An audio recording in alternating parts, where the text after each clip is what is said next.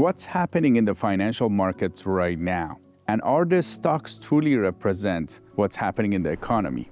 Our guest today is Chris Iron, who's a Wall Street insider with a big following on his newsletter. Today, he's here to tell us what he's seeing in the markets and if the valuations are justified for a lot of companies. The economy and the stock market have always not been the same thing, but decades ago used to be kind of the same thing. The market would track the economy, and now thanks to decades of modern monetary theory, which is complete nonsense, the market does pretty much whatever it wants, many times the opposite of what the economy is doing. So the economy is grinding to a halt, in my opinion, and the market keeps moving higher because bad news for the economy is good news for liquidity, which is the only thing that the stock market cares about. I'm Siamak.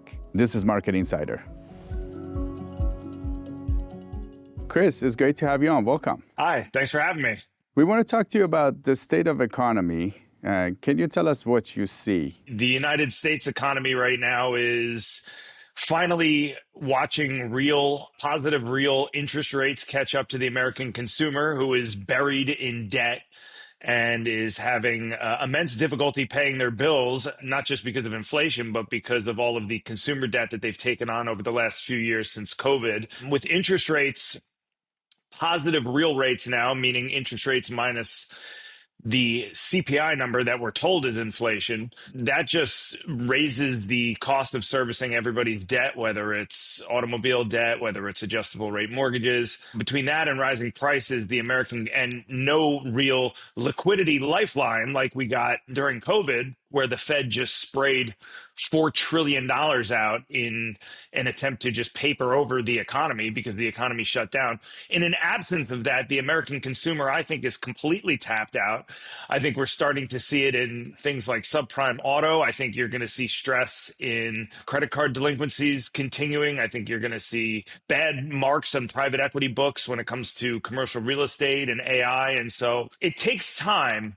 And there's a lag between monetary policy and the economy, but positive real interest rates and nominal interest rates now at 3.5% are eventually a mathematical certainty that they will grind the economy to some type of halt.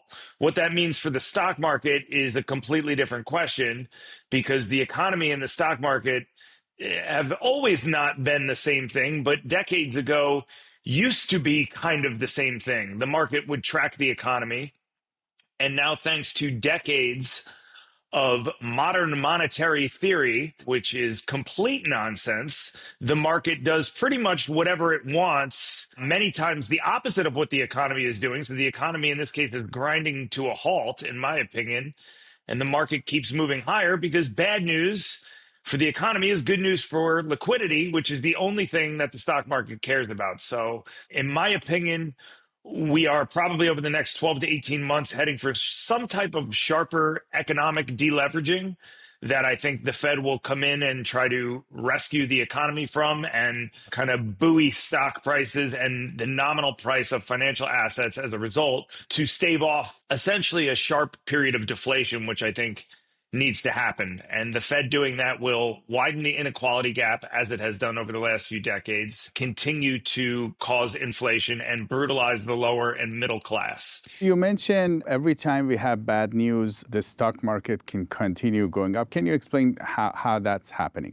The stock market doesn't really run on macroeconomic data anymore. I mean, there's knee-jerk reactions to the CPI figure every month and to, the jobs number every month. But from a nominal perspective, meaning the price of stocks continues to move higher because every time there is a blip on the radar in the economy, and we saw it in 2000, we saw it in 2008, we saw it in 2020, and we're going to see it again here. I estimate over the next 12 to 18 months, there will be another sharp deleveraging in the stock market, but the Fed will print money as a result and essentially buy financial assets to support the market. The same thing they did in 2020 during COVID, the same thing they did in 2008 to help bail out companies and really an entire financial system that would have went under otherwise.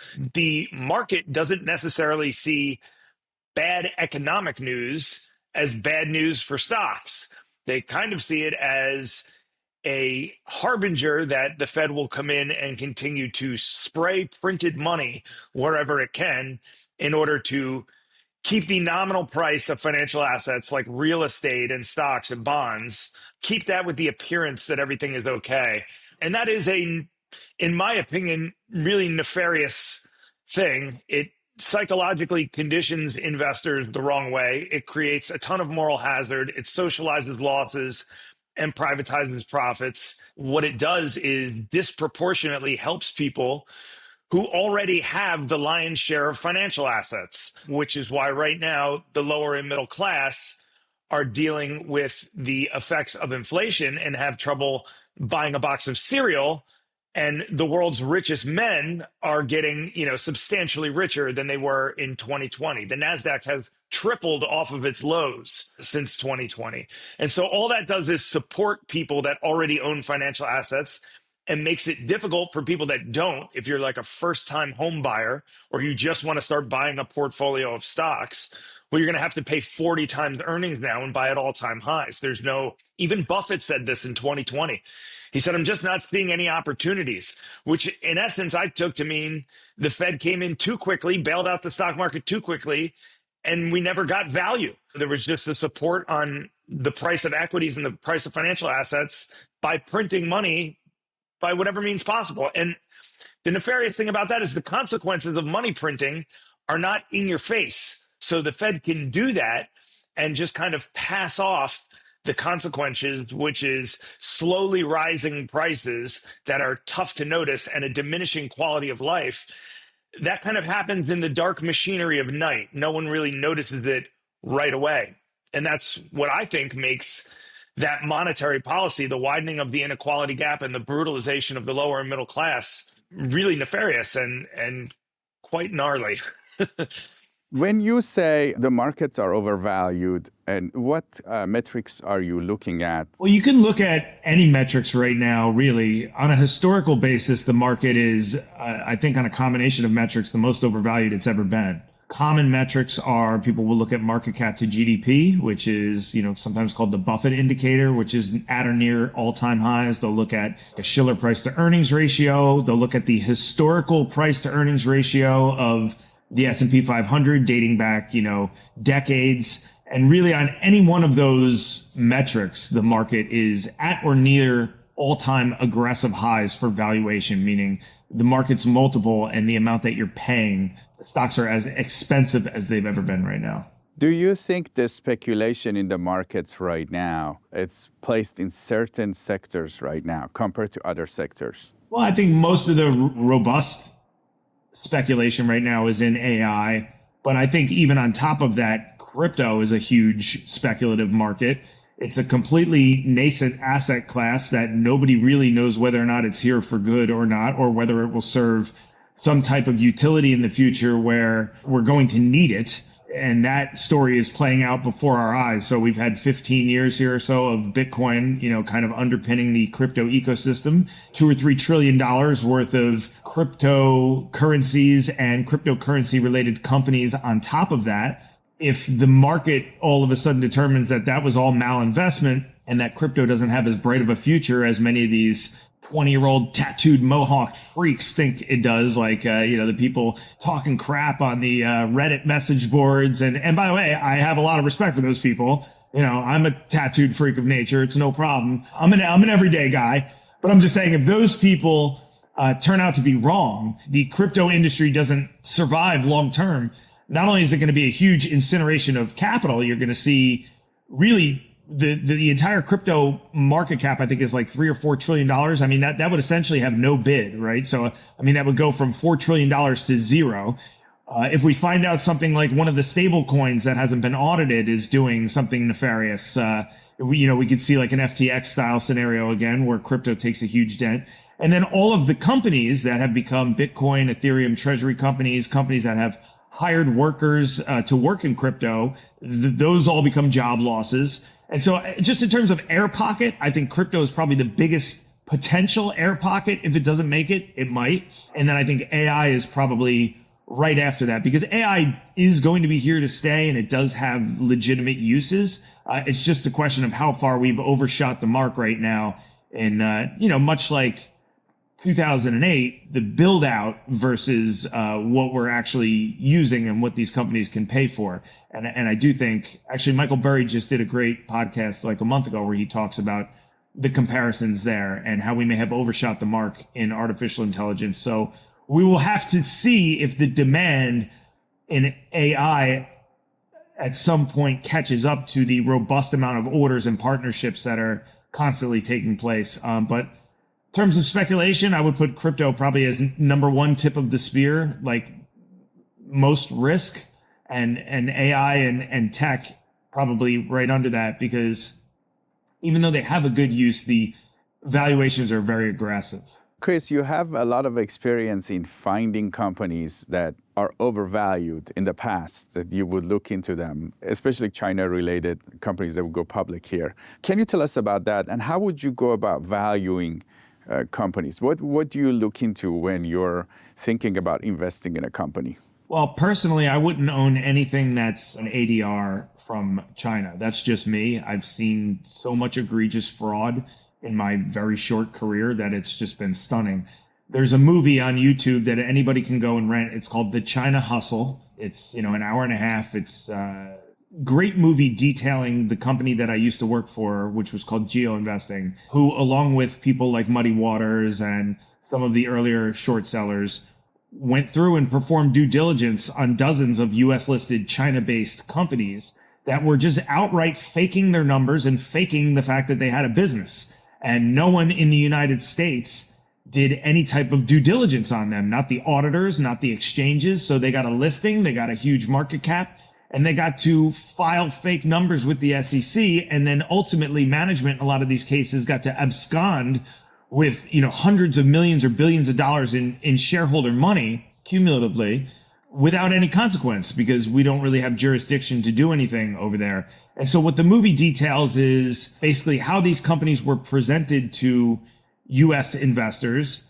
versus what the reality was when a couple of boutique research firms who are actually committed to the truth as opposed to just scraping up fees went to China and did on the ground research and found out the factories don't exist. The companies don't exist. We would compare the SAIC filings in China, which were State Administration, Industry and Commerce, I think is what it stands for, filings, local filings in China, which had completely different sets of numbers than what these companies were filing with the Securities and Exchange Commission. So like with US companies, the devil is always in the details. For US companies, I say just crack open a 10K and read it from beginning to end. A 10K starts with the name of a company and its industry, its objectives, how long it's been around, where it's headquartered, how many employees it has, what revenue segments it has. And it goes all the way down through risk factors, through all the financials, all through management discussion analysis of the business, and covers every single thing you would ever want to know about a publicly traded company. So if you go and read a 10K, an annual report, you're ahead of 98% of people on Wall Street who just get their information from these sell side analysts as cliff notes or are too lazy to actually do the research. You know how I go about valuing a business? Obviously, you want to look for a business that's growing for the most part, unless you're looking for like a special situation, a company that's been unfairly beaten down and is at an inflection point where they're about to turn around the business. But I think the basics of what like any novice investor should look for, which is like modest growth, a good total addressable market, a price to earnings ratio that is on the lower end probably versus its peers, maybe a little bit undervalued versus its sector, which is a great way to value things. So if you're looking at an auto company, how does it compare to the other auto companies? You don't compare it to NVIDIA. And in general, just companies that are well capitalized and have a good runway of cash flow and positive earnings ahead of them that they can sustain themselves, hopefully pay dividends, because when you're buying an equity, that's what you're buying. You're buying a share of a company's profits and cash flow out, X amount of years in the future, with the X being the multiple. Company earns $2 this year a share and they're trading at 20. You're paying for 10 times that company's earnings in the future. So you're hoping they either will duplicate that or hopefully grow into it, and those numbers will increase over the next 10 years. But that's like basically how to think about a price to earnings ratio is the amount of times you're paying for this year's profit per share. What you should be asking yourself is, okay, like, am I okay with the company needing to sustain this for X amount of years, with the X being the price to earnings ratio. So that's how I basically value companies. So essentially getting to their business, understanding their business, and knowing where they're going in the future, right? Comparing it to peers, yeah, comparing it to their sector would be a great way to do it. And then, obviously making sure that they don't have an unmanageable debt load, or that, there's some kind of growth prospects on the future. And then really the rest is for the investor to make up their mind. That's why reading the 10K is so great. You can get to the end of that, and between that and earnings call transcripts, really get a good feel for where a business is at. And it doesn't matter what industry it's in. If you know the industry or not, you can usually familiarize yourself with it enough to hopefully make an educated decision. And so that's how I try to do it. Are the Chinese companies that are listed, are they treated differently than American companies that are on the exchanges right now? Do they have to go through the same procedure of audits? Yeah, they do, but a lot of the companies that they use are so if you take the auditors and you plug them into the PCAOB, a lot of the auditors are very small. Sometimes they're 1 or 2 person shops, essentially places where you can buy an audit if you don't want to. Some of them also, you see in the movie The China Hustle, some of them have also adopted the names of some big firms, but they're not part of the big firms. So for example, something like Deloitte India. Now, I don't even know if that exists, but something like that, people say, oh, okay, Deloitte's name on it. But in a lot of those cases, it's not part of, Deloitte. It's an offshoot, or it's somebody paying to license the name, as was the case in years past. Generally, what we found years ago was that as long as the exchange fees were being paid, these companies could list through via reverse takeovers, which is different than an IPO and doesn't offer up as much due diligence. I think the difference and the structure is different. They go through these variable interest entities, which is different than owning actual equity in the company. You actually own, I think, part of a contract. And so it's a little bit more convoluted. But the general problem is they're just not here in the US. So they're extremely difficult to do due diligence on. Whereas somebody can go to Ford's plant in Dearborn, Michigan, and see trucks rolling off the line and watch the vehicle carriers come out every day. You're not welcome to go to Guangzhou, China, and sit outside of a factory with a camera and count the trucks. They don't particularly appreciate that. In the movie, even, you see the story of one investigator who was doing some research for a company who wound up going to prison for that for 2 years or 2.5 years. It's frowned upon over there, telling the truth with regard to business, or doing anything that stops or interrupts the spigot of fresh U.S. capital coming over to enrich these businessmen in China. It's so opaque, unless you really know what you're doing, I wouldn't be involved in any company headquartered, for the most part. I mean, honestly, with the exception of extremely well-known companies like LVMH and maybe Bayer, just example companies that everybody knows about. Other than that, I wouldn't be involved in companies that are domiciled outside of the US if you don't need to be. If you want exposure to China, if you told me I had to have some exposure to China, I'd get it through an emerging market ETF, because then you'd have China with a bunch of other countries in there as well. And not everything is frauds. There's legitimate companies. It's just that there was a groundswell of US listed China-based companies that wound up getting listed here in the US that turned out to be egregious frauds. The factory does not exist. The company does not exist. And the insiders are cashing out millions in stock. I think the main handicap is people think that auditors look for this stuff, and they don't. In a lot of cases, the auditors are simply paid off. You can go to PCAOB's website and look at an auditor's track record, which is what I would encourage people to do when they see a company's auditor, which is usually in the proxy statement. Look them up, see if they have any demerits, see how many employees they have. I mean, many times we found these were small 1 or 2 person firms working out of a mini mall in Boca Raton, Florida. What the hell are they going to know about going to Beijing? Nothing. They've never gone there. They've never visited. They're taking management's word for it. And management has no reason not to lie because there's no consequences. It's pretty ugly. And I wouldn't necessarily be trying to pick stocks domiciled in China listed in the US, especially if I was a novice investor. A lot of people are buying ETFs and indexes. And what are your thoughts on those? Well, I think that automated ETF buying and mutual fund buying, the way that it occurs in 401ks and now in these managed accounts, has become somewhat of a tail that wags the stock market dog. It used to be that an ETF would go up because its components went up during the day. Now the components go up because of inflows into the ETF, which is then forced to buy more shares. The magnetic poles have been reversed, and the ETFs are kind of now leading the underlying in a lot of cases. And that's when you hear people like Mike Green talk about the passive bid in the stock market, which is essentially your 401ks, your mutual funds, your retirement accounts buying ETFs, which then buy stocks regardless of their valuation. Buying an ETF is essentially you are giving away the task of weighting, WEIGHTING, weighting different stocks and purchasing them at, whatever given valuation they're at. And you're buying a group of them at the same time, which is supposed to be the idea. You're supposed to be diversifying without trying too much, except like we saw during the housing bubble with these collateralized debt obligations, all you were doing was just diversifying yourself amongst a bunch of crap altogether. You got a bunch of C-rated bonds and B-rated bonds and, terrible subprime crap to begin with. Doesn't matter if you're diversified. And I'm not saying that's the case with all ETFs, but that is what can happen. There are some ETFs that I own because they give me exposure to things like emerging markets, for example, where I'm not going to, take the time to go in and pick out individual companies. I'd like to have an asset manager do that for me. But ETFs have generally become, a tail that wags the stock market dog, if you ask me.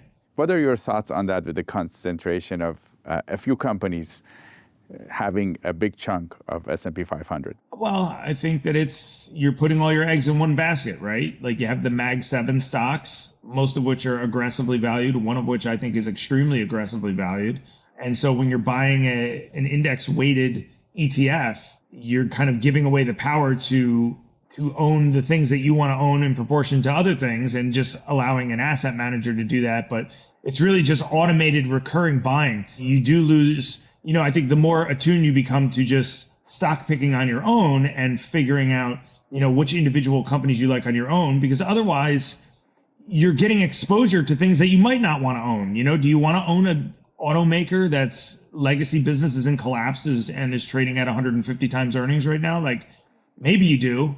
But if you buy the S&P 500 ETF, you're getting that and you're getting exposure to 499 other companies. It's just about how comfortable you are with diversifying. I think the S&P 500 ETF is probably overvalued right now, in my opinion. I think is overvalued right now. And it's just a question of how long you're in the game. People just assume that the SPY is going to continue to go up. The S&P 500 is going to continue to go up. But then also I'll remind people that we're in unprecedented monetary policy times here. We're in a situation where I think the Fed is going to have to actually start buying bonds at some point, because I do think the long end of the bond market is going to start to crack up here eventually if we wind up running headfirst into more inflation with this next round of quantitative easing.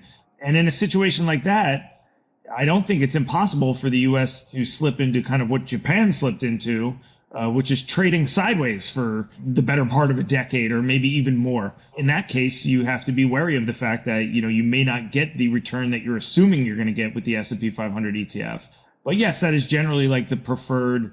If you're going to buy one thing, you buy the SPY, right? Some people say that there's the consumer is going to feel the impact of tax cuts next year. And there is a level of deregulation that has happened that's going to help the economy grow. What are your thoughts on that?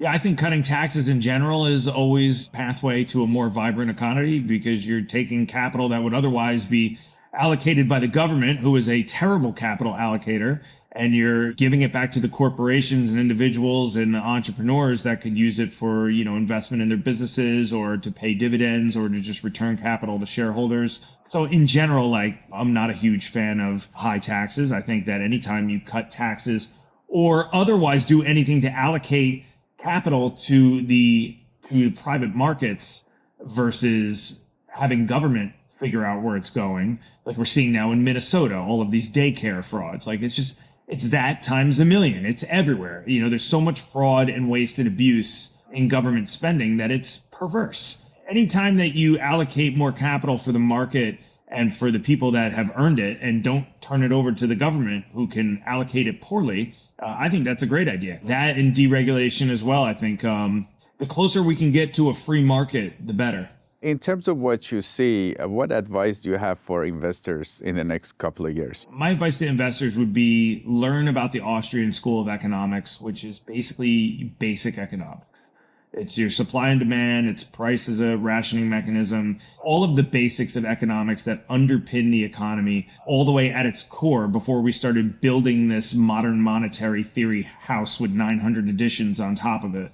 If you can learn the basics, and you can learn the basics of free market economics. You read Basic Economics by Thomas Sowell, or go onto Mises' website, or listen to somebody like Peter Schiff explain economics. Start there and kind of anchor to that, and then go from there, because then you're kind of getting your ducks in a row and everything in order at the very, very basics and at the very beginning. And then I think from there, otherwise you're just going to be hypnotized and kind of enchanted with all of these really nonsense paradigms that we've come up with when talking about the economy, when talking about monetary policy. The idea is debt is money that we owe to ourselves, or we never have to pay off the debt, or, they just throw a dart. I mean, there's 40 times earnings is fine. It's different this time. Like, just learn for yourself, study history, study market cycles, check out the free market Austrian economists first.